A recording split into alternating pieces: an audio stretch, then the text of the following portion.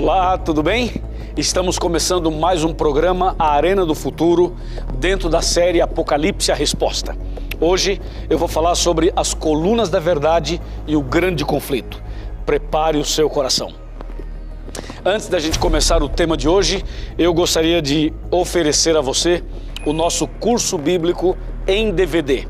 Esse curso chama A Última Esperança, gravado em 5 países, e ele trata exatamente de temas apocalípticos, temas proféticos. Você pode enviar para a gente um pedido para receber o curso através do blog, o blog do Arena. Você entra no nosso blog, faz lá o seu pedido e nós enviaremos gratuitamente até você. E uma coisa importante, se você não tem acesso à internet, você pode telefonar para cá. Nós temos o telefone aqui da Novo Tempo e nós vamos lhe atender de qualquer maneira. O que a gente quer é que você faça o curso bíblico e partilhe com outras pessoas a mensagem da Palavra de Deus, tá bom? Agora sim, prepare o coração para estudarmos sobre as colunas da verdade e o grande conflito. Deixa eu guardar aqui meu DVD e nós já vamos abrir a Palavra de Deus. Está preparado? Muito bem. Bom, esse assunto das colunas da verdade é um assunto relativamente conhecido dos adventistas, mas eu sei que nós temos agora alguém, uma pessoa, que talvez passou a conhecer a TV Novo Tempo há poucos dias, e talvez a TV chegou em canal aberto na sua cidade recentemente. Não importa, o que importa é que a Palavra de Deus se renova a cada dia em nossa vida. Primeira coisa que eu gostaria de explicar a você é o seguinte: existe um grande conflito entre o bem e o mal. Do lado do bem está Deus, está Jesus e o Espírito Santo, a Santíssima Trindade. Do lado do mal está Satanás. Só que o lado do mal também é representado por uma trindade que aparece em Apocalipse 16. Seria o dragão, a besta e o falso profeta. Então, esse grande conflito entre o bem e o mal começou no céu. Uma luta espiritual que começou no céu. O resultado disso é que Lúcifer foi expulso do céu e veio aqui para a terra. E aqui na terra ele continuou o seu grande conflito, tentando as pessoas e levando as pessoas para bem longe de Deus. Ou seja, uma obra realmente maligna. E uma das formas que o inimigo tem para tentar e afastar as pessoas de Deus é confundi-las com relação à Bíblia, é trazer dúvida com relação à Palavra de Deus, ou então tornar tudo que está na Bíblia relativo.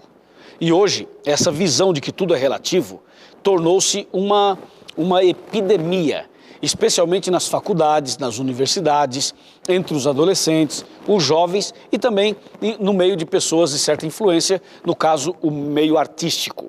Para as pessoas em geral, as pessoas de mente moderna ou pós-moderna, a maioria tem essa visão do relativismo, de que tudo é relativo. Algumas pessoas jamais admitiriam a possibilidade de que existe uma verdade absoluta. Para muitas pessoas, isso não existe. Isso seria uma conversa de pessoas evangélicas, de pessoas crentes ou protestantes. Então, para elas, é assim: existe a sua verdade e existe a minha verdade. Para elas, esse negócio de que Deus apresenta uma verdade na Bíblia é inconcebível.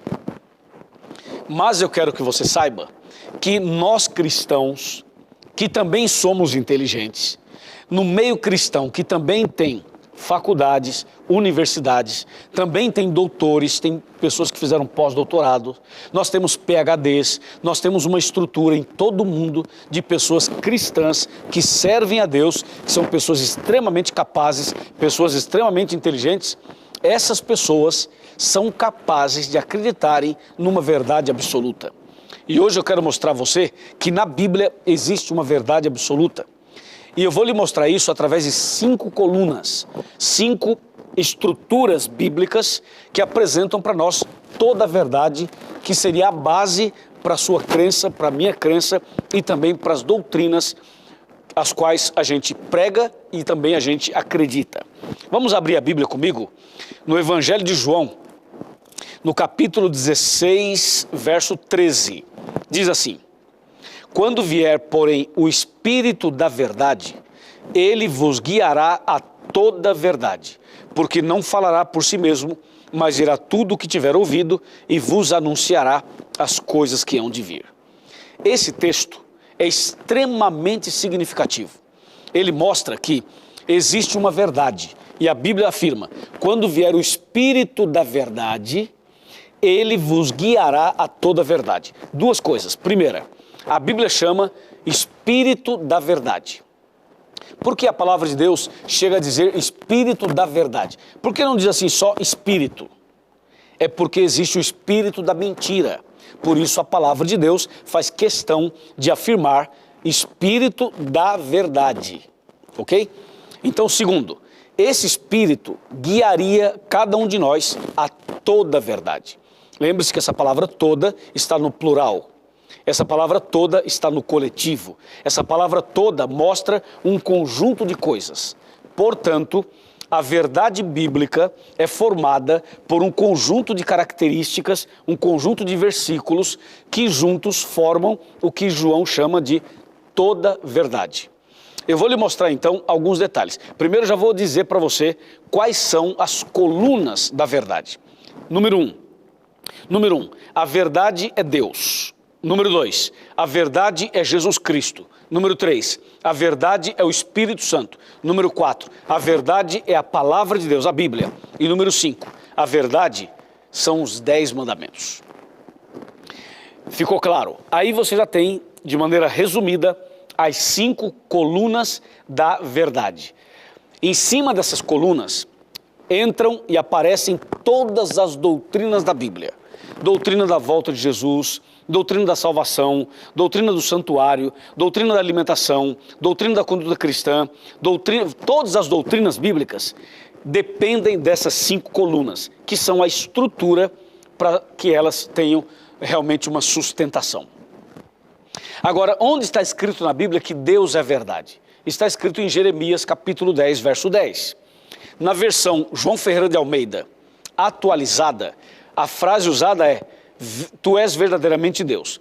Na Bíblia, João Ferreira de Almeida, corrigida, diz assim: Deus é a verdade. O texto é Jeremias 10, 10. Eu convido você a abrir a Bíblia comigo para ler esse texto e comprovar que Deus é a verdade.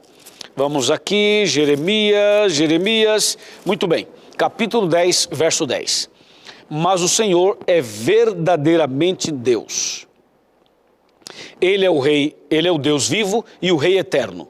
Do seu furor treme a terra, e as nações não podem suportar a sua indignação.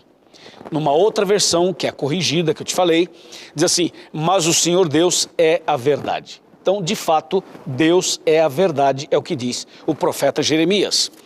Com respeito a Jesus Cristo, vamos abrir a Bíblia em João 14, verso 6, que diz assim: respondeu-lhe Jesus: eu sou o caminho e a verdade e a vida.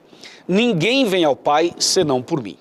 Então está claro que Jesus Cristo é a verdade.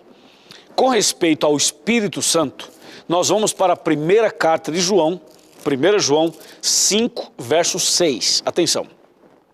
Diz assim: este é aquele que veio por meio de água e sangue. Jesus Cristo, não somente com água, mas também com água e com sangue. E o Espírito é o que dá testemunho, porque o Espírito é a verdade. Então, claramente isso. Até aqui você viu a Trindade, a Santíssima Trindade. O Pai, o Filho e o Espírito Santo. Quando você volta para o Evangelho de João, no capítulo 17, versículo 17, diz assim: santifica-os na verdade. A tua palavra é a verdade. A palavra de Deus, a Bíblia Sagrada inteira, é chamada aqui de verdade. Quando você vai para Salmos, o Salmo 119, está bem aqui, ó.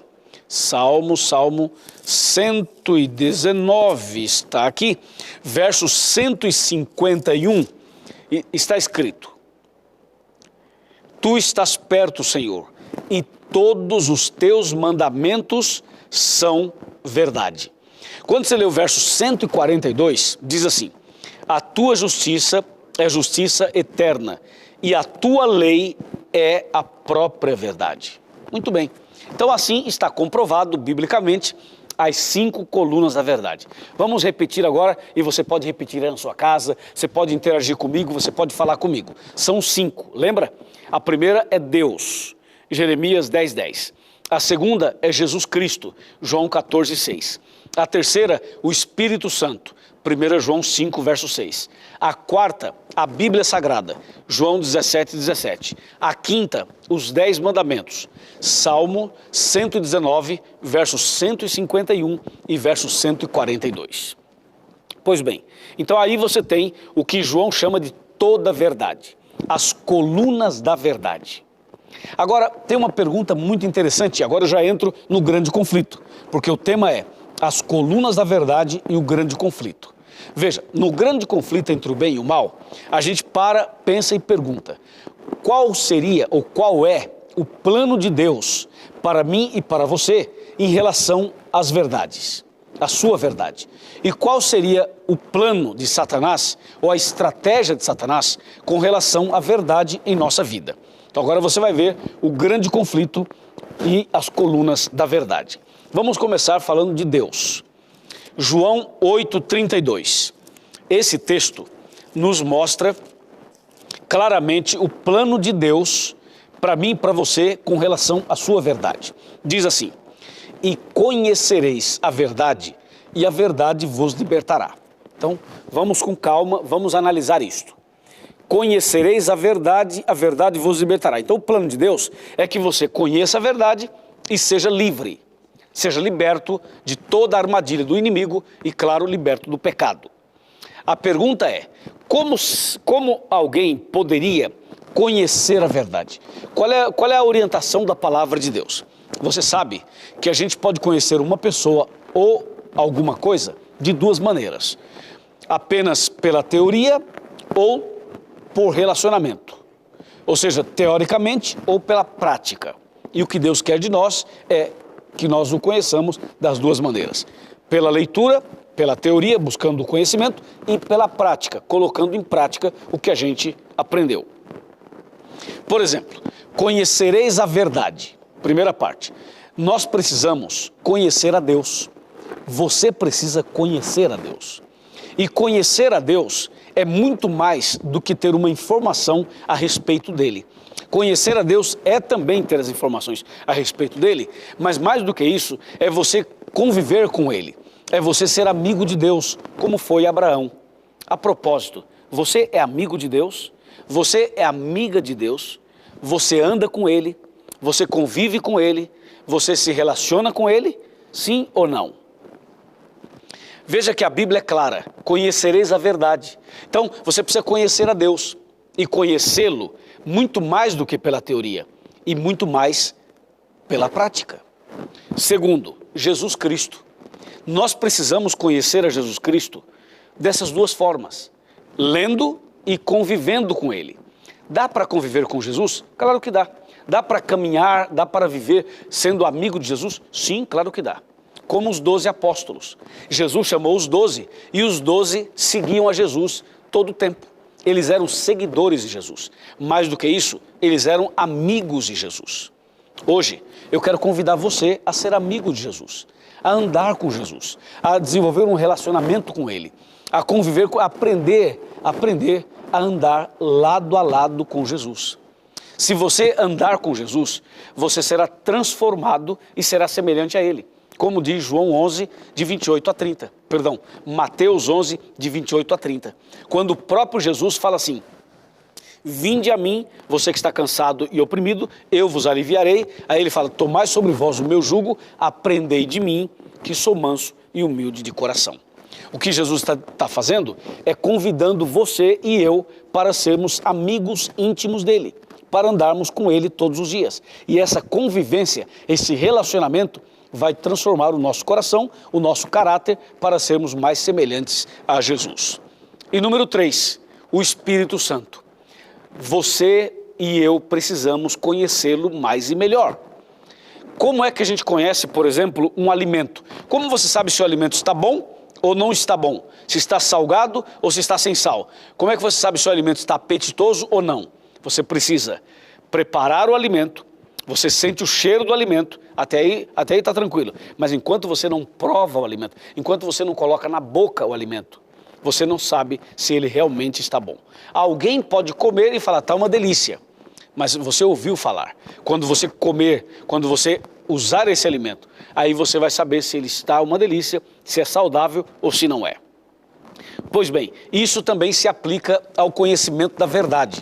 Uma coisa é ouvir falar, outra coisa é você praticar, conviver, exatamente como diz a Bíblia. No caso do Espírito Santo, o Espírito Santo é Deus, o Espírito Santo está na terra. O Espírito Santo é o representante de Deus aqui na terra. E você e eu podemos conviver com o Espírito Santo. Ou seja, quando você lê a Bíblia, você está lendo palavras inspiradas pelo Espírito Santo. Quando você faz uma oração, você é movido pelo Espírito Santo a conversar com Deus. Agora, você precisa aprender mais sobre o Espírito Santo lendo e convivendo com Ele. Você precisa conviver com Ele, andar com Ele, ser amigo do Espírito Santo, orar a Deus todo dia e pedir o batismo do Espírito Santo, pedir o poder do Espírito Santo, pedir a graça do Espírito sobre a sua vida. É isso, conhecer o Espírito Santo através do relacionamento. Se você todos os dias se ajoelhar, conversar com Deus em nome de Jesus e pedir o poder do Espírito Santo e pedir que o Espírito Santo venha sobre você, que ele entre no seu coração, que ele entre na sua mente, que ele faça uma mudança dentro de você, esteja seguro, esteja tranquilo de que o Espírito Santo fará isso. E quanto mais você buscar o poder do Espírito Santo, mais você vai se relacionar com ele e mais você vai ser abençoado por ele. E número 4, a Bíblia. A Bíblia Sagrada, esse livro, que muitas vezes é rotulado, que muitas vezes é mal interpretado, outras vezes é mal utilizado. Hoje eu quero convidar você, quero desafiar você a ler mais a Bíblia, a conhecer mais a Palavra de Deus, a não ficar limitado somente ao Novo Testamento ou somente ao Velho Testamento. Porque muitas pessoas, elas limitam e dizem assim, eu só creio no Novo, ou eu só creio no Velho Testamento. Não, nós cremos em toda a Bíblia.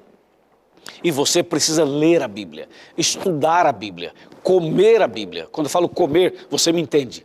É estudar a Bíblia com tanta fome, que é como se fosse um banquete, é como se fosse aquela belíssima comida que você está com fome há muito tempo, querendo um alimento espiritual.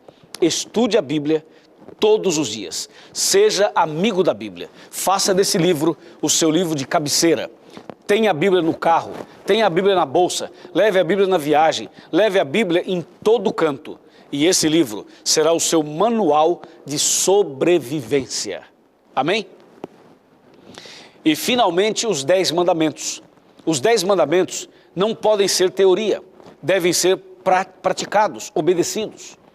Você precisa obedecer os 10 mandamentos. Eu disse 10, a Bíblia fala 10, não são 9. Não são 2, não é 1, não são 5, são os 10 mandamentos. Ou seja, nós precisamos obedecer a Deus, precisamos praticar as verdades e assim vai se cumprir a promessa. E conhecereis a verdade e a verdade vos libertará. É dessa maneira. Depois do intervalo, eu vou mostrar o que o inimigo planejou para atacar a verdade e para colocar a sua vida e a minha vida por terra em relação à palavra de Deus. Já já eu volto com você.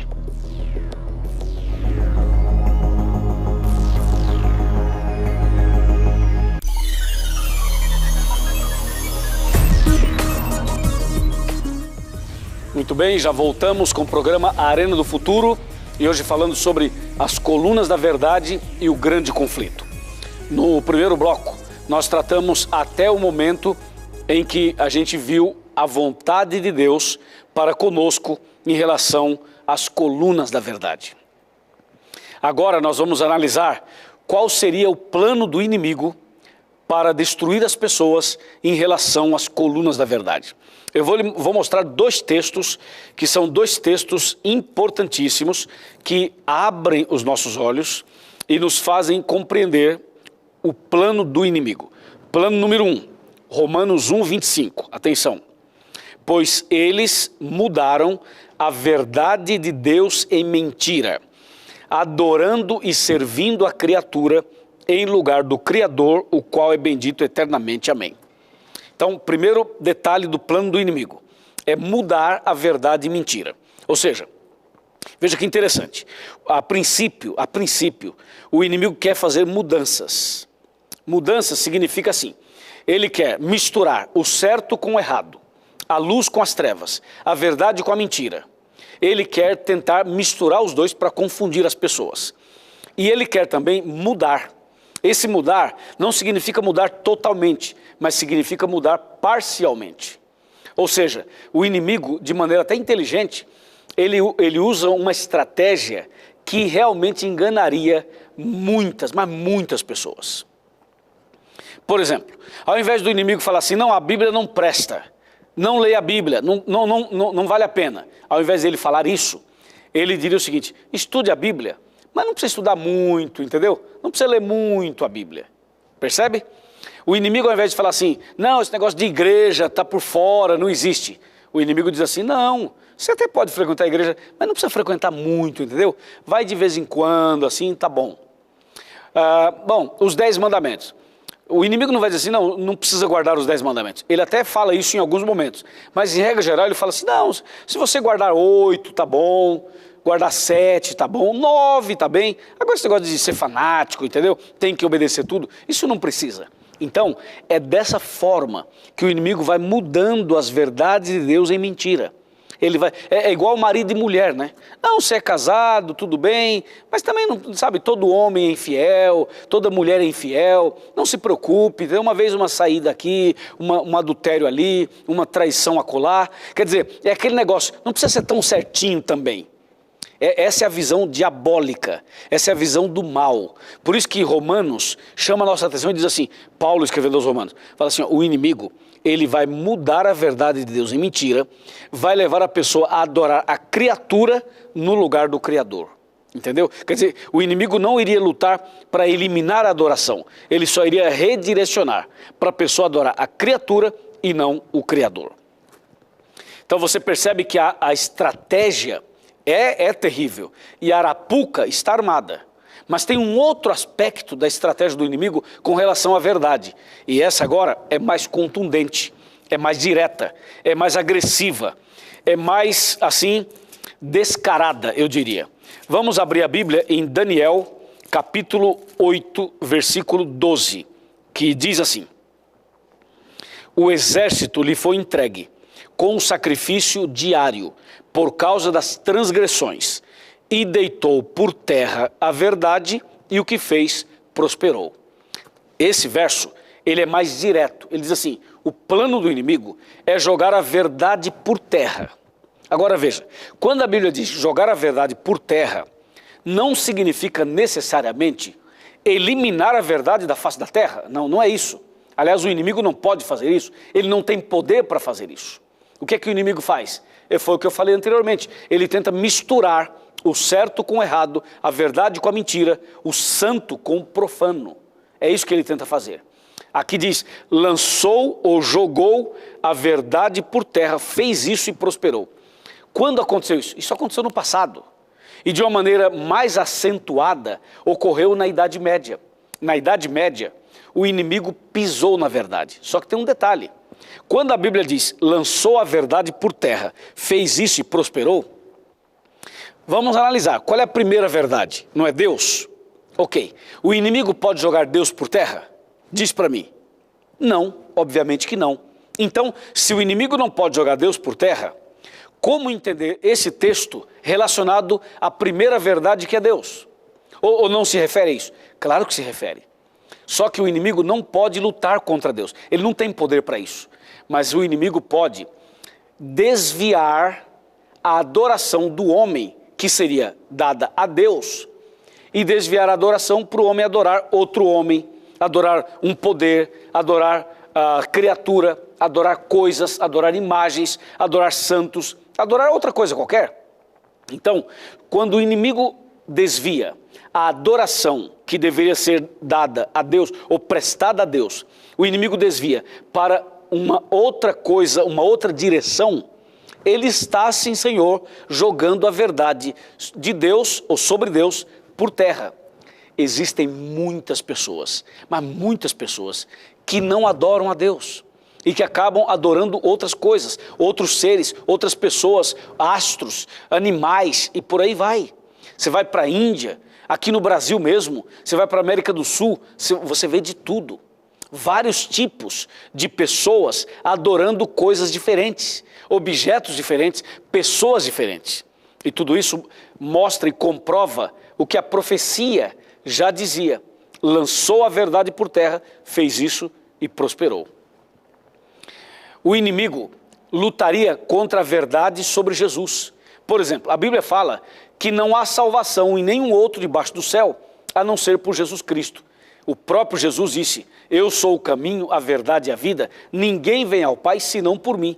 Mas você sabe, né, que as pessoas criaram por aí santos, intercessores, pessoas que se apresentam como se fossem intercessoras.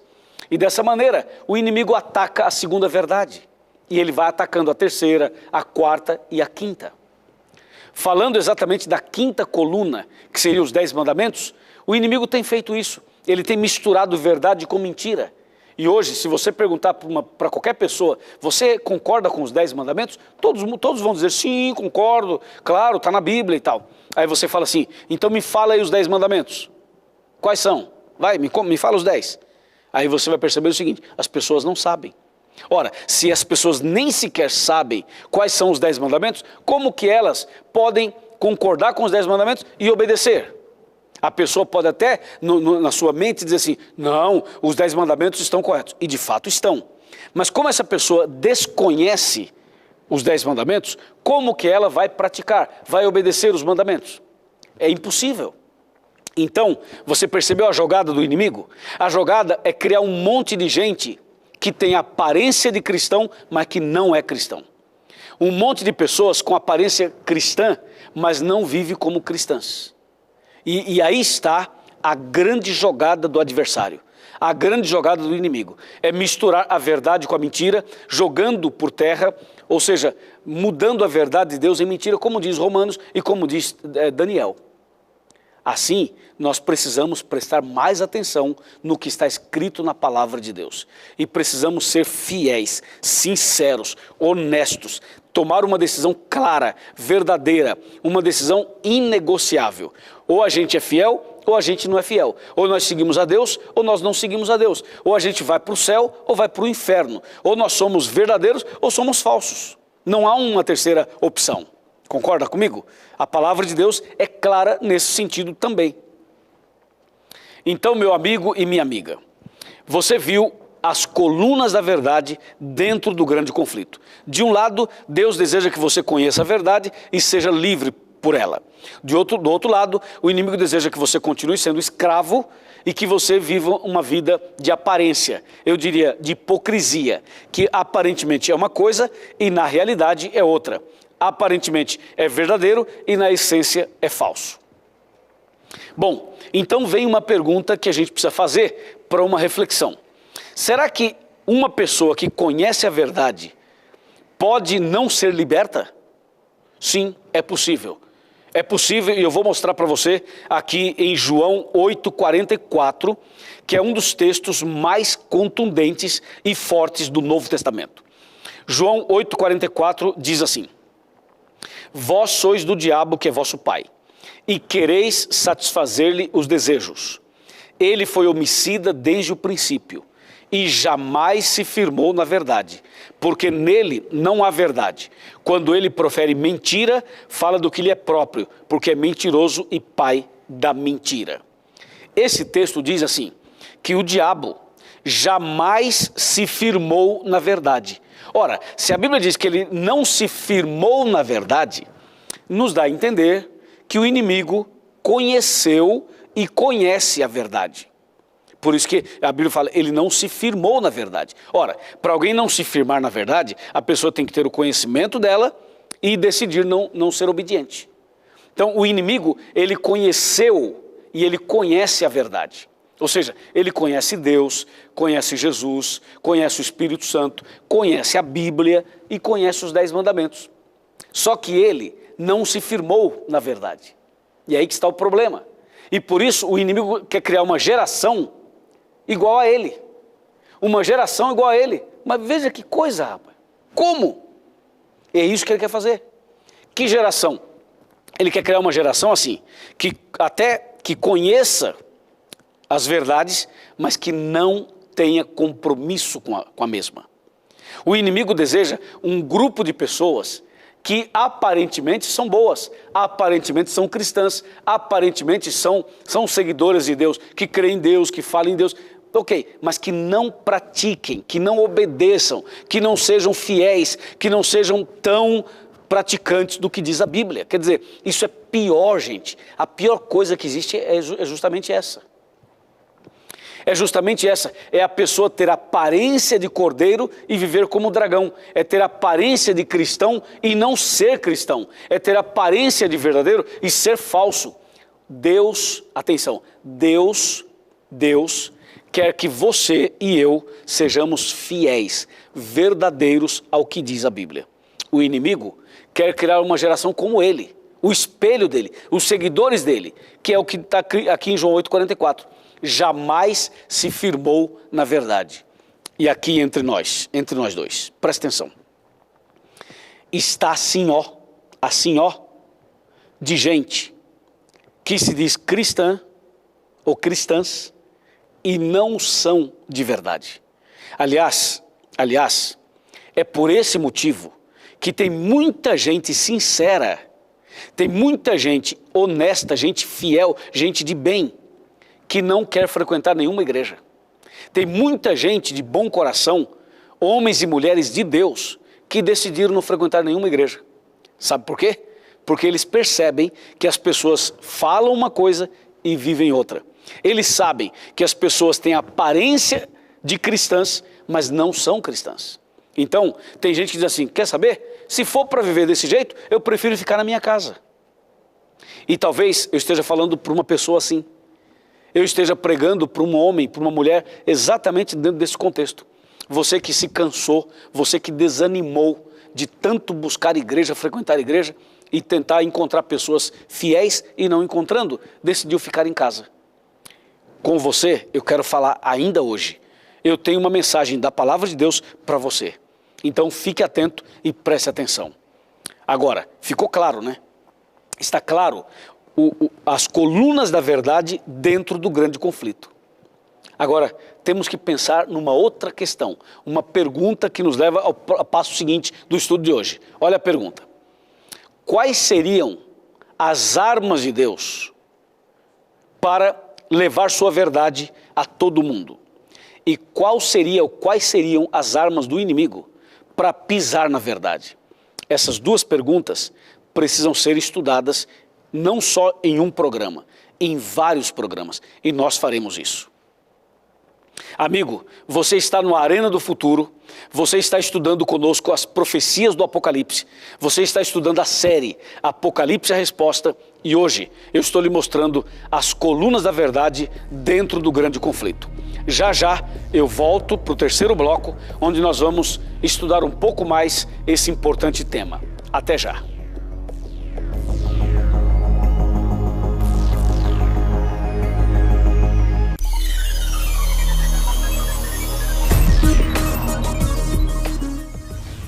Muito bem, já estamos de volta com o programa Arena do Futuro, especial, estudando sobre a série Apocalipse a Resposta e hoje as colunas da verdade e o grande conflito. Meu amigo e minha amiga, agora vamos analisar um outro aspecto desse tema. Você sabe que Jesus ama você. Você sabe que Deus criou esse mundo. E após a entrada do pecado nele, Deus revelou o plano da salvação. E o plano da salvação está centralizado em Cristo Jesus, embora a Trindade toda está envolvida e todo o universo acaba se envolvendo na história do grande conflito. Só que Jesus é a peça-chave que veio a esse mundo, que nasceu da Virgem Maria e que morreu em nosso lugar. Agora escute uma coisa, a morte de Jesus na cruz foi a expressão máxima do amor de Deus para com você e para comigo. Nós estamos vivendo dias solenes da história da humanidade, porque aquele Jesus que morreu na cruz, ele ressuscitou e hoje intercede por nós nas nuvens, nos céus. E virá nas nuvens dos céus nos buscar, é claro. Mas eu estou dizendo o seguinte, esse que morreu, ressuscitou, hoje ele intercede por nós. Agora escute, em breve, nas nuvens dos céus, ele voltará.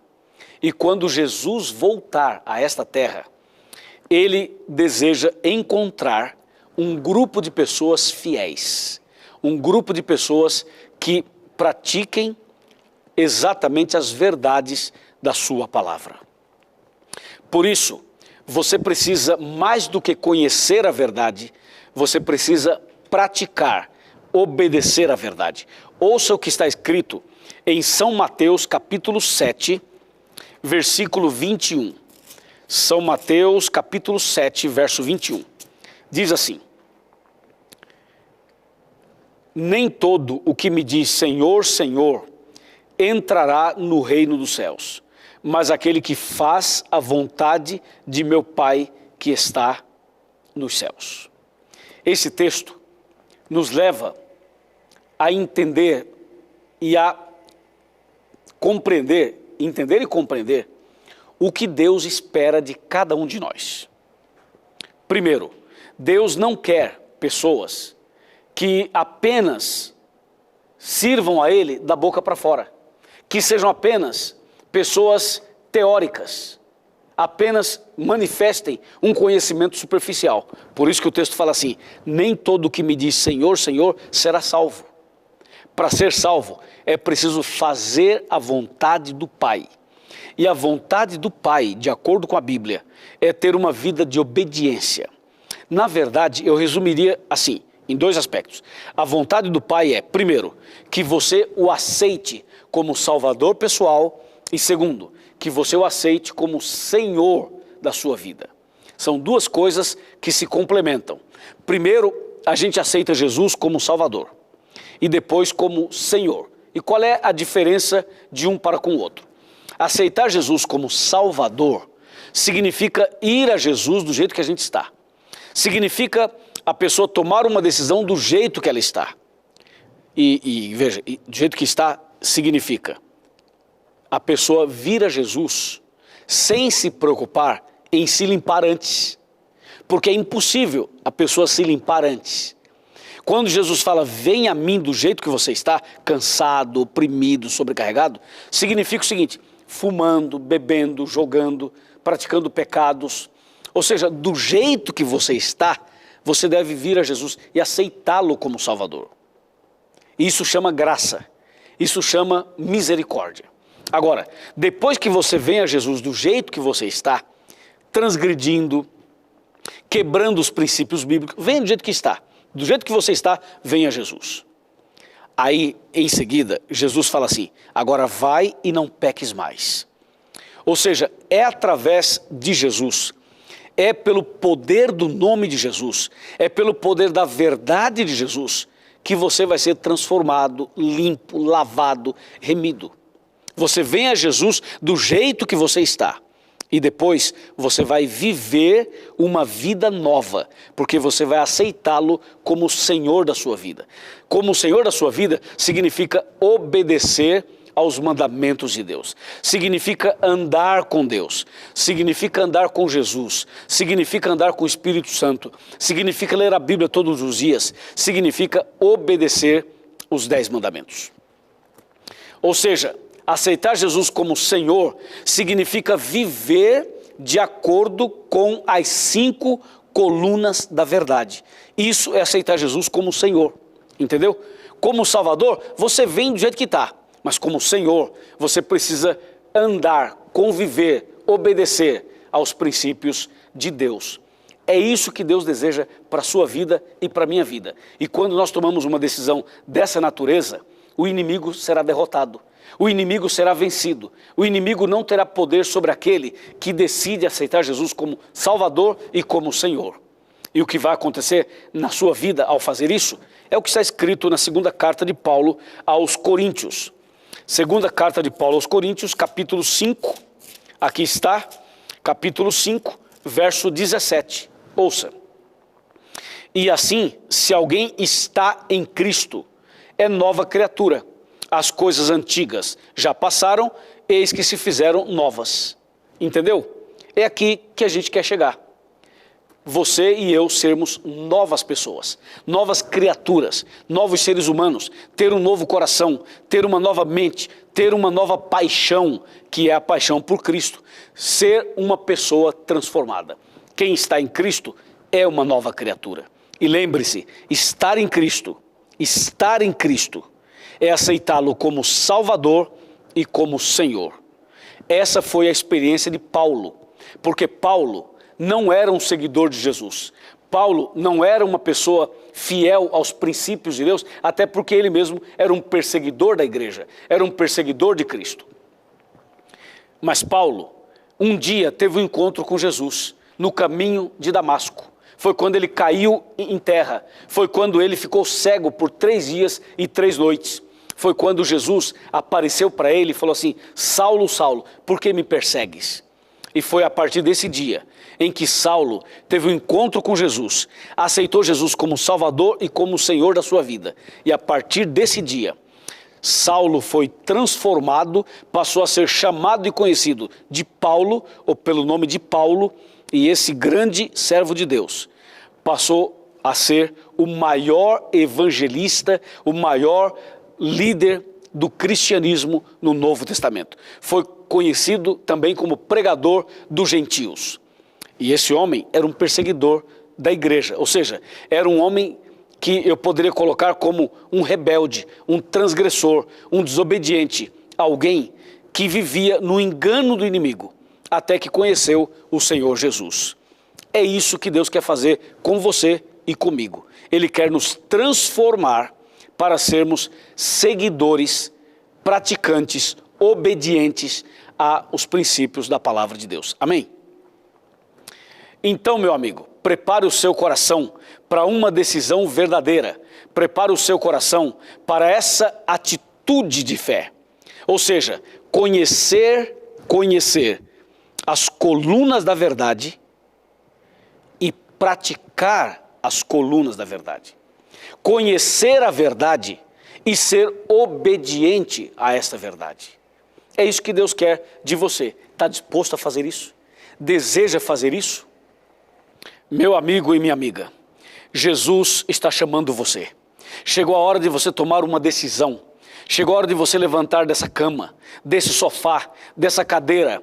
Chegou a hora de você levantar espiritualmente, começar tudo de novo, começar uma nova vida, reiniciar, entendeu? Às vezes tem que deletar coisas do passado, então deleta. Mas se você deseja hoje começar uma vida nova de obediência às colunas da verdade, não de teoria, não de aparência, não de hipocrisia, mas de verdade, de fato, então Deus está chamando você. É agora, é hoje, é aqui no Arena. Não dá mais para esperar, não dá mais para demorar. Chega de viver uma religião aí parado na sua casa. Chega de ser cristão derrotado. Deus quer que você se levante. Então levanta agora, abra o coração, abra sua mente, avance pela fé. Jesus está do seu lado, segurando a sua mão. Venha, venha, venha comigo e Deus vai derramar grandes bênçãos no seu coração e na sua vida. Esse é o chamado de Deus para você, essa é a hora de você recomeçar, essa é a hora de você se levantar em nome de Jesus. Eu sei que você tem lutas, eu sei que você tem problemas, eu sei que o inimigo tem lutado para você não avançar, mas o inimigo está derrotado. Cristo já te deu a vitória, Cristo já te deu a solução na cruz. Agora aceite, abrace, abra o coração, se entregue, permita que Deus faça o milagre que você tanto precisa no coração. Hoje eu vou orar por você, hoje nós vamos entregar sua vida nas mãos de Deus. No programa de hoje, você precisa, no final dele, agora, tomar esta postura, tomar essa decisão e entregar sua vida ao Senhor Jesus. Amém? É isso que Deus quer para você? É isso que Deus quer para mim? Então, eu quero conversar com você agora de coração para coração. É aquela conversa pastoral, de pastor para ovelha. Eu vou sentar na minha cadeira, no meu sofá, e a gente vai ter essa conversa mais intimamente, como uma família, como irmãos realmente. Quando eu sento aqui, é como se eu tivesse sentado na sala da sua casa, na intimidade do seu lar. Muito obrigado por estar conosco. E para essa conversa, eu lhe convido a chegar mais perto. Eu convido você a chegar bem pertinho de mim. Ou seja, eu quero que você se aproxime. Pega essa cadeira, põe a cadeira mais perto da televisão, vem. Puxa o sofá, chega mais pertinho da televisão. Não precisa também botar o rosto, né, na televisão, mas você pode chegar mais perto. Chega mais perto. Sabe, meu amigo e minha amiga, Deus sabe que você e eu estamos no centro do grande conflito. Ou seja, Deus ama você e deseja te salvar. O inimigo odeia você e deseja que você se perca. E você e eu estamos no centro do conflito. Só que tem uma coisa que só eu e você temos: o poder da escolha, o poder da decisão. Esse poder da escolha, nem Deus pode interferir e nem o diabo. A decisão é nossa, porque Deus, nosso maravilhoso Pai, nos deu o livre arbítrio, ou seja, a liberdade de escolha, a liberdade de decisão. Hoje, você pode fazer uso da sua liberdade de escolha para escolher seguir a Jesus, para escolher se entregar a Jesus. Você deseja fazer isso? Você quer nascer de novo? Você quer ser batizado? Você quer realmente a partir de agora confirmar essa decisão? Amém. Meus parabéns. Eu vou orar por você. Vou orar por sua família. E depois dessa oração, procure a Igreja Adventista do Sétimo Dia, mais perto da sua casa, e diga ao pastor, aos anciãos, aos irmãos, que eu, pastor Luiz Gonçalves, estou convidando você para ir à igreja. Você será muito bem recebido e será muito abençoado. Amém? Curve a sua cabeça, feche os olhos, vamos orar. Senhor nosso Deus, Pai Todo-Poderoso, obrigado pelo programa de hoje. Nós queremos viver de acordo com a Tua verdade. Nós não queremos, ó Pai, ser enganados pelo inimigo. Abençoa essa pessoa, esse casal, essa família. Usa, Senhor, cada uma dessas pessoas como instrumento para levar a Tua palavra a outros. Mas antes, que através da Tua graça, através do poder do Espírito Santo, essa pessoa confirme a decisão tomada no programa de hoje. Eu o entrego nas Tuas mãos, em nome do Senhor Jesus. Amém.